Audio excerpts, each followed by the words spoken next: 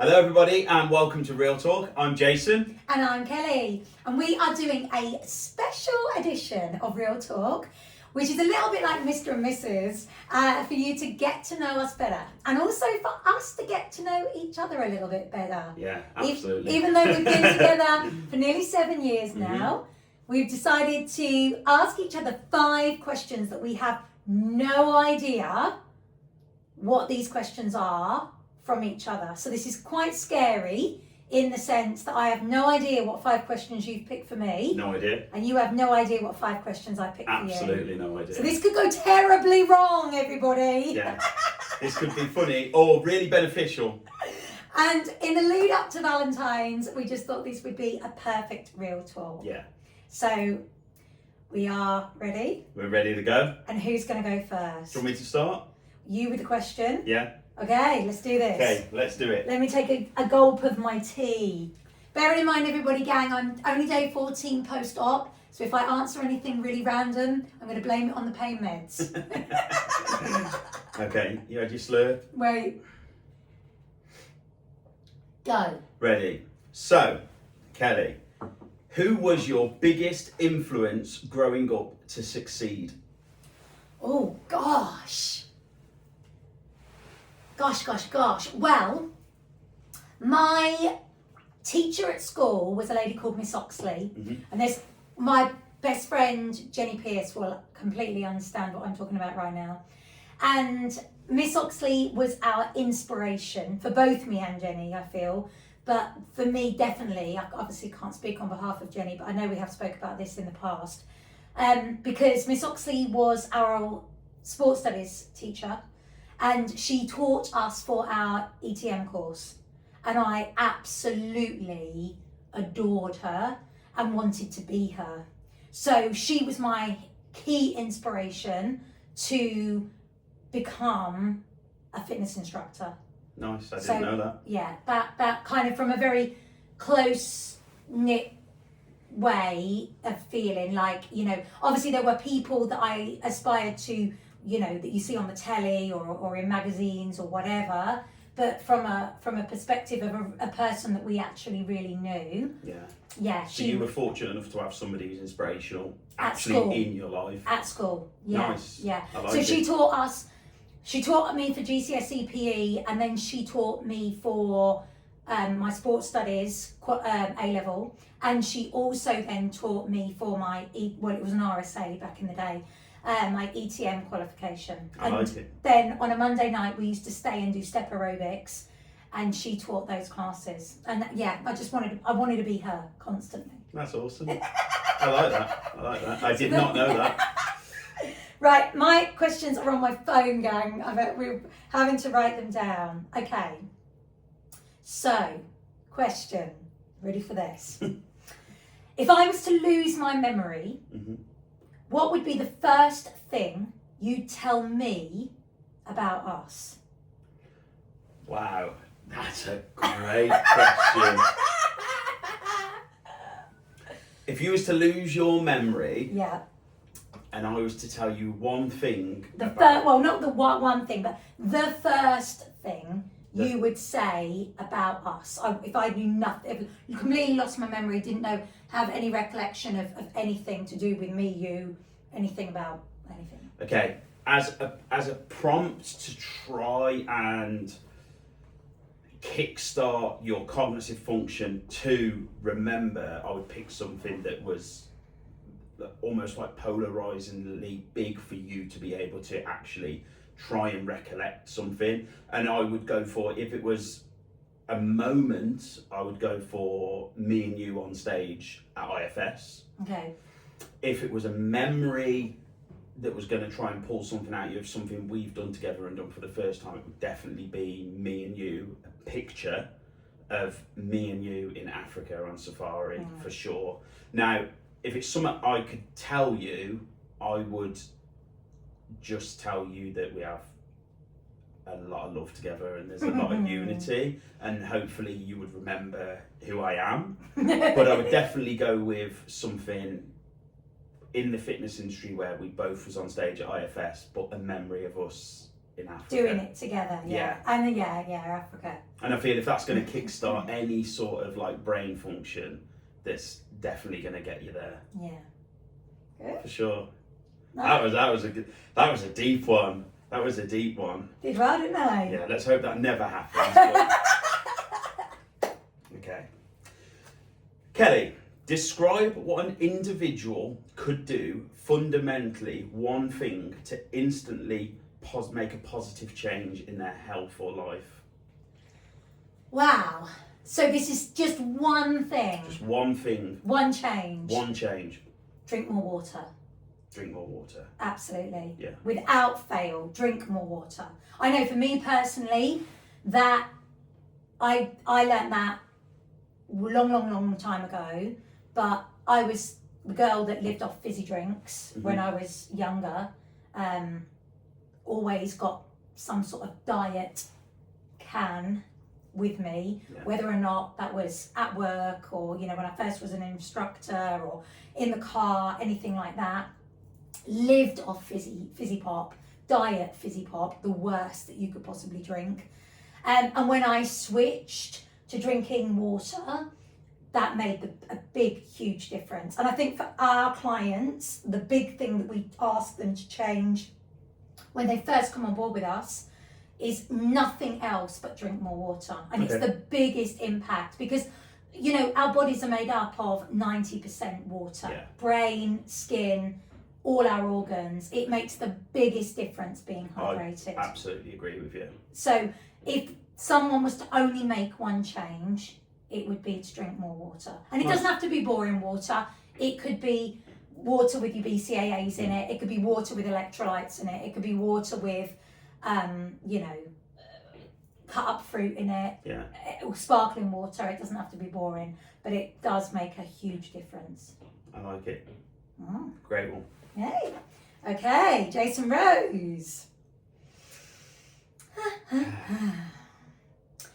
If you wasn't a body transformation coach / PT, what career path would you have liked to have taken? If I wasn't in the fitness industry, I can without doubt answer that as a film director. A film director? I would love to be a movie film, especially fantasy and sci-fi. I For sure. did not think you were going to say that. It would be a film director. I always wanted to be a film director. Did you? Yeah. And I think it goes back from watching a lot of like Tim Burton movies growing up. My imagination, growing up with like The Labyrinth and Lost Boys and Predator, they were all out the year I was born. And they were some of my earliest memories as movies, and I've always loved movies. I've always had a wild imagination. And, looking back to some of the movies that were created in the 80s, it's no reason why. But I think people of that generation have more of an imagination than necessarily, what's come after. It seems to me as though that was a great, sort of catchment time for really, really changing the way we look at things. And I always looked at movies and thought I could really add a lot of value to these movies. And I've come up with some really unique stories and plots and ideas that still haven't yet been created in movies. So yeah, a movie director. A movie director. Yeah, for sure. God, I did not think you were going to say that. Yeah. I thought you were going to say something to do with conservation, which I know that you love. Yeah. To do with wildlife, that you would be, somebody who is, I don't know, working out in Cape Verde looking after... More like Steve Backshall, Yeah, Steve Irwin. I thought that would definitely be up there. I thought you were going to say that. For sure, that would be up there, but I would have to go with if I was sort of guaranteed to move straight over into a role. You could do any job. Movie director. Wow. Yeah. Okay.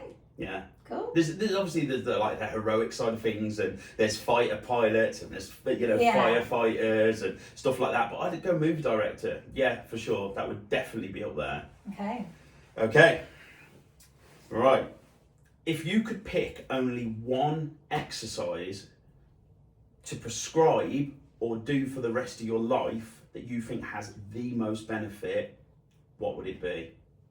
One exercise. If I was to say to you, I can only have one exercise and I need it to incorporate as much as possible to give me the biggest outcome possible. I can only do one exercise, or you can only choose one. Is this for This could be everyday anything. life? Everyday life. So not for like anything specific goal-wise or No anything like that? contraindications, no one Okay. rehabbing, just an exercise. It would be a squat.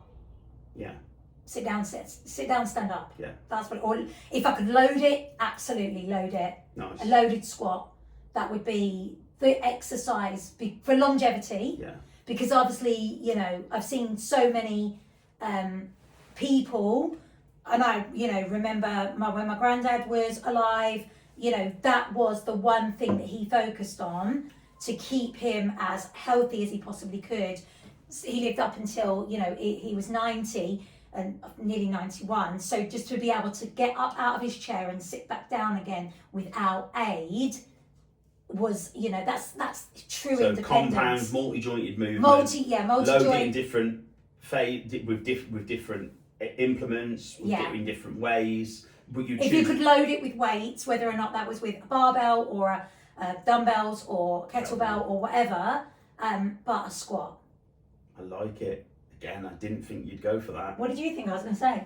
I didn't have any sort of idea what you would say. Did you think it was going to be a Pilates? I thought you maybe would have gone something that you could potentially add on to, like in a tabletop position, potentially that you could move in different planes of movement. But I like the fact that you've gone for the squat, because that wouldn't be a million miles away from what I would have gone for. If I could say one exercise, I would say it would be overhead press, but you can include a squat into that.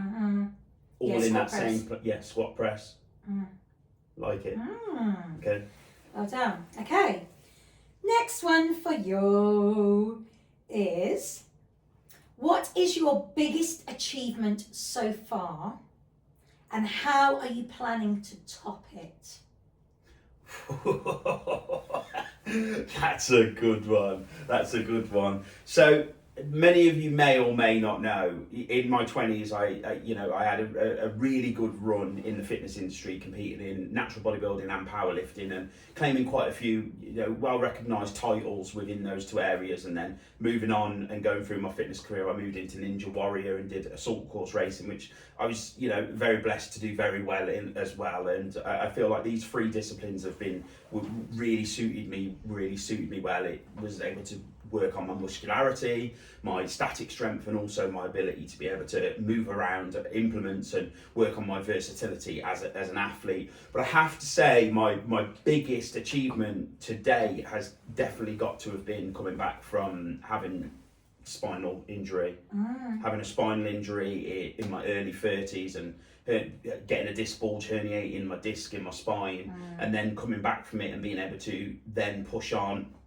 be able to help other clients, be able to actually work on new sports myself, get deeper into rock climbing, get into my fencing, my sport fencing, which I wouldn't have found had I not hurt my back, because I wasn't able to load my spine, axial load my spine as much with heavy lifting on powerlifting. And I think going forward, for me to top it, this is something I've thought about a lot, and I think the natural progression will be, for me going forward, looking at my sporting achievements, I don't want to grind my bones out. I don't want to crush my joints. I want to stay strong, stay mobile, stay fit. And I really feel, for me, at some point, I think there's definitely going to be some sort of, it's not going to be permanent transfer, but it's going to be an introduction into doing some more cardiovascular based exercise. And I think going forward, for sure, there's going to come a period of time where I think I'm going to get on a bike at some point. I really feel that I'm definitely going to transition over and have a go at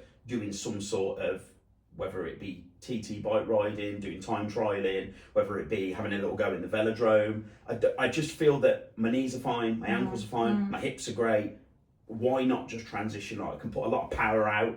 It'd be cool to have a go and see how I could do on a decent level of bike riding.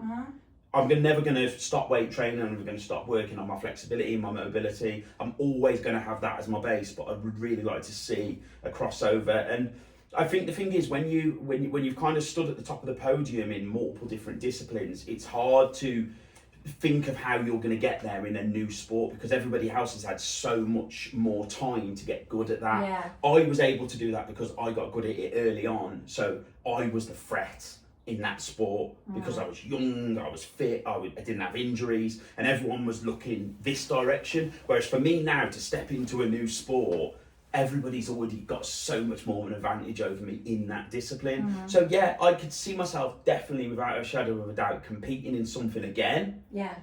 It would definitely have to be low impact, Yeah. because I don't carry any injuries now as such that are really debilitating to the point where I don't think that I could do it. Yeah. You know, I could run the Ninja Warrior course again. The problem Would is you want to? I don't want the injuries that come from it. No, that's. Everyone keeps going, sign up for Gladiators, sign up for Gladiators. We watched Gladiators the other night, and I was like, insane. Yeah, like the risk to reward is just not there. And I want to be fit for my clients. I want to be fit for me. I want to be feeling capable. And if I'm the injured, thought of busting a knee or shoulder or whatever because isn't there? You've got a 6'8" gladiator coming at you. No, thank you. Well, you see the injuries, don't you? Yeah. So I really see me competing in something again going forward. I will do more fencing competitions, but I definitely think at some point I would like to see just how well I could do in a short time trial sprint on a push bike. But that was your biggest achievement coming back after the For sure. back injury. Yeah. The comeback is always better than the second. Yeah, that was a long road. That was a long road, and it really forced me to ask a lot of questions myself. There was a lot of positive reinforcement, looking at trophies, looking at things I'd achieved before. And in all honesty, I wouldn't have got back to the point where I am now without your help as well, because you used your knowledge to help me rehab for it, and you gave me the belief that, you know, the comeback is going to be better. Yeah. And I really couldn't see the light at the end of the tunnel. At one point I thought, that's me, I'm never going to be able to move the same way again. And I can. Yeah. So yeah, if not better, because you can understand your body better now. Yeah, for sure. It's made me a far better coach. Yeah. More respect for my skeleton. Respect, yeah, because you didn't have too much respect for your body beforehand. So yeah, I could definitely see myself doing something else for sure. Mm. Okay, right. If you wasn't in the fitness industry, you're asking the same question. What would you be? Well, most people know that I wanted to be a pop star. And that was the career I had before I got into the fitness industry. But looking back at it now, I'm so thankful that it didn't work. I'm so thankful that I wasn't successful, that, you know, it didn't work out. And the small bite that I had of it was enough for me to experience that fame, be on those big stages, perform in front of all of those thousands and thousands of people, be the support act to people who were, you know, absolutely outstanding at that time. I do feel that my biggest kind of goal at that time, even though I went straight into going into the pop world, I would have absolutely loved and adored to be on the stage in the West End in a musical like Cats or something like that. Was just, you know, yeah, a dream. And I could have gone down that route, because obviously at that point in time, you know, I got into lots of musical theatre when I was younger, and I was in the Cambridge Arts Theatre Company for a long time, and that was kind of like the fork in the road whether I went down musical theatre or I went into the pop. And I would have loved to have done the West End. Very hard life, very, you know, again, not that much money and huge amount of output for a very little input coming back in. But I would have loved to have done it. That would definitely have loved. The reward would have been just doing it. Just doing it, just being on the stage every night and performing. And obviously I've had my fair share of time as a teacher within education, because obviously that was another thing that I really wanted to focus on. So it would kind of be along those routes. There's never been anything else that's really pulled at my heartstrings. I've never kind of thought, oh, I want to be a nurse, or, you know, or I want to be an air stewardess, or, you know, anything like that. Or it's never been something like, it's always been be on stage in the West End, or you know, I wanted to share my knowledge and my passion to be a teacher, and I did that. So I kind of have already kind of ticked that box. I like it. I like it. Yeah, that's it. Is this our last question? Yeah, we've got, yeah. You've not got any more, have you? Or have you got one more? I've got one more. Let me just make sure I've asked all mine. Oh, yeah. Okay. If you could sit on a bench for an afternoon chat with anyone, past or present, who would it be and why? It has to be one. Well, they can be related. I would like to sit on a bench with a American Indian Comanche. Okay. That's who I'd like to sit on a bench with. And why? Specifically, I think I'd like to sit on a bench with a Comanche warrior called Quanah Parker. And the reason being is because he was one of the last Native American Indians that essentially was from America that fought in the Civil War and also now lived on a reservation and isn't alive anymore. But I've read a lot of his material and I just think it would be fascinating to hear about. And if it's one era of time I could go back to, if I could just get a snippet in time and just see a small portion of it, it would definitely be how the American Indians lived, the Native Americans. I just think that time period is just so cool, just the way they lived. And we're definitely a native Indian in a past life, I think. I just think it's amazing the way they lived, the way they rode on horseback, just the what they stood for.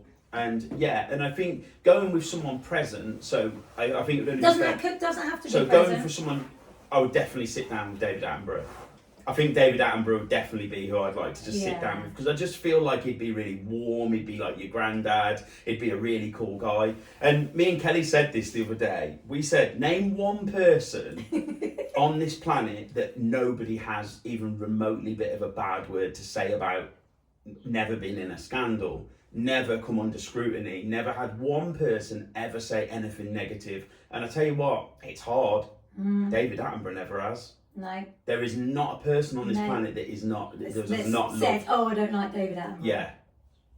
He's such a great guy and he's done so much for the conservation, for the world, and imparted so much knowledge. He really is a national treasure. He is the epitome of a national treasure. I would say he's one of Britain's most important treasures. Oh gosh, and when, God forbid it happens, but there'll be a day of mourning. It will be a day of mourning. David Attenborough or a Comanche warrior. Wow, they're very different. Yeah, they're my two. Good answer. Past and present. Well done. Yeah. Good. Nice. Okay. This is my last question. You haven't. No, you didn't expect me to answer any of these the way I have, have you? No, these are not the answers I would have actually written down for you. We blatantly don't know each other. So this is the fifth question. Have you got one more? I've got one more. Yeah. What keeps you motivated each and every day to get up, smile, and put other people into a position where they can achieve their very best, but also you achieve your best? Oh. So what gets me up in the morning? What motivates me? Yeah. To keep doing what I'm doing. You can take it wherever you want.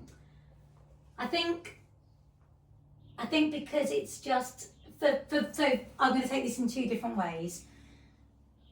For me to help and support other people on a daily basis, my motivation is that I know how good it feels when you look after yourself. Mm-hmm. I've personally transformed my own self within my own health and fitness, wellness, physique, in an age where I didn't think that was possible. Mm-hmm. I did it in my 40s. Yeah. And I want to continue to do it, obviously, once I'm rehabbed and I'm better. And I think it would be a scandal if somebody didn't experience their very best at one point in their life. Yeah. in their adult life. Yeah. You know, You're doing everyone yourself feels a disservice by not seeing what you can yeah, fully everyone achieve. feels great when they're in their teens and their early 20s. You should, without fail, you should feel great when you're in your 20s. You shouldn't be waking up exhausted with a headache and no energy and, you know, demotivated, because you're absolutely full of energy and everything that goes part and parcel of that. So, you know, whatever stage of life you are at, it would be it would be a crime not to experience your very best self. And I know that I've been able to do that with your help for other people. So if we can do it for one person, why not could we not do that for everybody? Yeah. So that is what motivates me to help, you know, keep getting up, keep showing up, keep coaching for other people. And then for myself, I think the fact that I've been able to get myself in some of the best physical shape that I've been in my 40s, and feel like I know I can get back there and I know I could do better, that motivates me. Right, okay. So, you know, it's the fact, I'm not comparing myself to my old 20-year-old self or my even old 30-year-old self. I'm comparing myself to my, you know, where I was at when I was like 45, like a year ago, 2 years ago. Yeah. And it's like, that was only a breath away. So why couldn't I not look like that again, if not better, by the end of this year? I like your mentality towards it. Because we shouldn't compare ourselves to the way we were when we were in our 20s or in our 30s, because you absolutely, you know, you're not that same makeup. But if it was only a couple of years ago, then absolutely that can be I achieved. thought about this a little bit, and I think what you're trying to say there is essentially, if you set a precedent for yourself each and every year, like last year you looked so incredible, that essentially speaking, if you can match or beat what you did last year, yeah, you know you're going to be somewhere. If you can truly honestly say every year you turned over every rock you could be to be the best you could be, yeah, when you're comparing yourself to last year, you've got a damn good competitor there to go against, because that was last year, and that's a good motivation to fuel you. And you're totally right. It's all about relevance to where you're at. Comparing yourself to where you was at 20 isn't fair on anybody. no, and that would just be demoralising. Whereas if I can do what I did a year ago, and I can do it this year, and I can do it this year after undergoing like a major surgery, like a hysterectomy, and, you know, understand that yes, there will be a scar, and yes, there will be scar tissue, and yes, there will be a difference because I'm going to have a period of time off. But just like you said, with coming back after your back herniation, your disc herniation, the fact that you were able to come back and be actually physically stronger, more mobile, with a deeper understanding, you know, why can't I do that this year? You know, yes, I'm going to be having a period of time off. I'm not able to train currently at the moment, but I'm learning and I'm growing the whole time in this recovery, so that when I am able to train again, you know, I want to be finishing this year better than I was last year. Yeah, because you've learned a lot from all the things you've done up until this point now. Yeah, and I won't have all of those horrible conditions slowing me down and stopping me in my track every month. I like it. Yeah. I like it. Okay, your last question. Yeah. I've got two, because I didn't know which one to choose. So, I'm going to choose this one. Okay. Okay? Yeah. So this is your last question. What is the one thing you've learnt about yourself in the past year? One thing I've learned about myself in the last year. That's a very good one. You're shocked with these questions from me, aren't you? Yeah. They're very good questions. Okay, so what I have learned about myself over this last year is and this is being completely, totally honest with you, I definitely have the ability to let myself at times think negatively. Okay, I do have the ability to have this kind of nature where I can almost be a little bit hard on myself, get a little bit down on myself sometimes, just because of an expectation of what I want for myself. But I have learned, and I'm definitely aware of that more so in the last year. And I know for me that when I'm busy, when I'm doing stuff, when I have tasks, I'm so much better. I'm so much better. It's not that I can't essentially be left for a full day in my own thoughts or left to my own devices, because I can absolutely survive perfectly fine. But one thing I learned about when I was decorating and renovating this house was I do so much better when I've got tasks, when I have a collective of clients that I'm looking after, when I know that I've got to cut the hedges in the garden, when I've got to take the car to go and get a service. It's not that the devil makes work for idle hands. I don't think that's the case. But if I'm allowed to sit for too long without having anything where I feel that I get the success from, that's not good for me. No. I like to have a little bit of success from something I've done that day, to sit back and feel as though, yeah, I've achieved something. And I know that might not be the case for a lot of people. Some people, are absolutely perfectly fine to, just crack on with their day and they don't overanalyze it. But for me, I've really noticed over this last year that I definitely perform much better and I feel a lot better within myself, and I give myself a much bigger pat on the back when I've achieved a to-do list and I've got a task. Yeah. Yeah. I mean, when you were renovating this house, and I say you because it really wasn't me at all, I literally was making cups of tea and franny-anning around most of the time, getting in the way. And you were so productive. If